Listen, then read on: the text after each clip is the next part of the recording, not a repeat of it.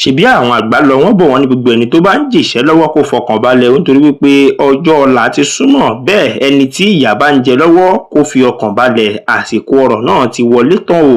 Òun ló fà á tí ìyàwó gbajúgbajà òṣèré tíátà Aminat Ọmọwùmí Yẹ̀kínì tó jẹ́ ìyàwó Ibrahim Yẹ̀kínì tí gbogbo ayé mọ̀ sí Ìtẹ̀lẹ̀ ló máa sọ̀rọ̀ jáde báyìí o. Arábìnrin ọ̀hún sọ̀rọ̀ ilẹ̀kùn bó ṣe jẹ́ wípé ó sọ̀rọ̀ ọ̀hún wá láti inú ọkàn rẹ̀ ni. Ó ṣàlàyé àwọn nǹkan àti àdójúkọ pẹ̀lú wàhálà òun làásìgbò tí ojú òun ti rí ní àsìkò tóun àti Ibrahim Yẹ̀kínì Ìtẹ̀lẹ̀ táwọn ṣẹ̀jọ̀ fẹ́ra wọn sí gẹ́gẹ́ bí lọ́kọláya o. Àlàyé tí ọmọbìnrin yìí ṣe ló mú kí ọ̀pọ̀lọpọ̀ obìnrin kọ́kọ́ sóràkì tí ọkùnrin náà ti ṣe bẹ́ẹ̀ tí wọ́n tún ṣòkòtò wọn sán o. Níbi ìfọ̀rọ̀wánilẹ́nuwò kan tó ṣe pẹ̀lú kan nínú àwọn akẹgbẹ́ rẹ̀ Bímpé Akíntúndé tí wọ́n pè ní Ìrírí mi, ibẹ̀ ni Aminat ló ti kẹnu bọ̀rọ̀ tó ní láàrin bí ọdún mẹ́wàá tí òun àti Ibrahim Yẹ̀kínì Ìtẹ̀lẹ̀ tí àwọn ti kọjọ́ bẹ̀rẹ̀ sí ní gbé bíi lọ́kọláya kó tó di wípé orúkọ dé àfi pé bóyá ó bá ní àwọn ní ìgbìyàn kan níbì kan tí àwọn lè máa fi sọ wípé àwọn náà ti lóko o.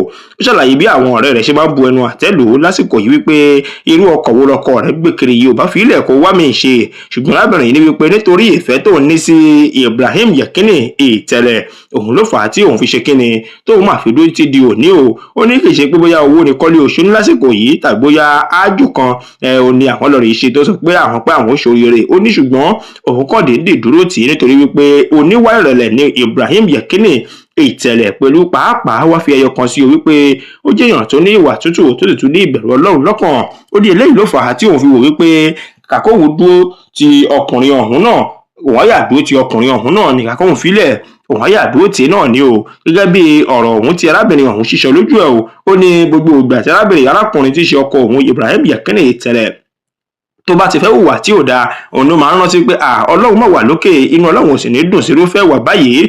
Ó ní lójú ẹsẹ̀ ni yóò ti sóràkì tí yóò sì fi ìwà ọ̀hún lẹ̀ tí yóò tẹ̀síwájú láti máa wu ìwà gidi nìṣó. Arábìnrin Aminat tó jẹ́ ìyàwó ilé Ibrahim Ìtẹ̀lẹ̀ Yẹ̀kínì ó sọ ọ̀rọ̀ wípé gbàtí àwọn kọ́kọ́ bẹ̀rẹ̀ sí ní jọ fẹ́ra àwọn pé ọ̀pọ̀lọpọ̀ gbà báyìí òun ni àwọn máa ń fẹ́ rìnrìn àjò ṣùgbọ́n tí àwọn kì í lè lọ nítorí pé àwọn ò tí ì rọ́wọ́ mú sẹ́nu dáadáa. Ó ní ọkọ̀ tí ọkọ̀ òun lò nígbà náà gan ọkọ̀ òun máa ń tì òun lójú ṣùgbọ́n torí ìfẹ́ àti ayọ̀ ọkàn tó ní sí arákùnrin ọ̀hún òun lòún ṣe bá a forí tí ó wá ní nírú èyí wá ń kọ́ báyìí. Ó ní kò sí irúfẹ́ orílẹ̀-èdè tó wà lágbàáyé tí ó fẹ́ wù òun kóun lọ tí òun ò ní lè lọ. Gẹ́gẹ́ bí a ṣe sọ ọ̀rọ̀ yìí, ẹ rí wípé ìtàn tí arábìnrin ọ̀hún sọ ó ń tọ́ka sí sùúrù, ìfọkàntán, ìfọkànsìn pẹ̀lú ìfẹ́ òtítọ́ o. Arákùnrin yìí ní inú òun máa ń dùn ní gbogbo ìgbà tó ń bá rántí wípé Ibrahim Yẹ̀kínì Ìtẹ̀lẹ̀ ó ní ọkọ òun pẹ̀lú ìbámu àwọn ọmọ òun o. Bẹ́ẹ̀ ni àwọn èèyàn sì fi àwílé wọn ìyẹn Olédè Ọ̀gàníyàt Àjàyí ó ní ó ń sọ̀rọ̀ láti inú ìrírí wà pé kì í ṣe tó rọrùn kí obìnrin lọ rè bẹ̀rẹ̀ pẹ̀lú ọkùnrin tí kò tí ì ní nǹkan kan. Bẹ́ẹ̀ lẹ́nìkan ní àwọn ènìyàn tí wọ́n ń fẹ́ra wọn nísìnyí wọn kì í fẹ́ra wọn nítorí ọjọ́ iwájú wọn bí kì í ṣe ohun tí wọ́n ń rí jẹ àti tí wọ́n ń rí gbà tí wọ́n ń rí mu ní àkókò ìdí kan. Òun ni wọ́n mọ̀ o. Bẹ́ẹ̀ ni wọ́n lu arábìnrin ọ̀hún lọ́gọ̀ ẹnu wípé ó ṣe dáadáa tí wọ́n sì fi àdúrà ràn án lọ́wọ́ wípé àtòun àtọkọ rẹ̀ wọ́n jẹ́ wọn mọ́ o. Ọlọ́run kó bá wọn dá àwọn ọmọ wọn sí. Wọ̀nyí náà ní kásáré mú wá fún yín lórí yàjò kí etí yín bàbá dì sí bí ìyàwó actor Ibrahim Ìtẹ̀lẹ̀ Yẹ̀kínì Aminat Ọmọwùmí Yẹ̀kínì ṣe jáde tán tó ṣiṣẹ́ lójú ọ̀rọ̀ tí àwọn èèyàn ti fi ń bu ẹnu àtẹ́lù tó ti fi ń pẹ̀gàn rẹ̀. Kọ́lọ́run kó ṣẹ̀gàn tiwa náà dògo. Àmín àṣẹ Èdùmàrè.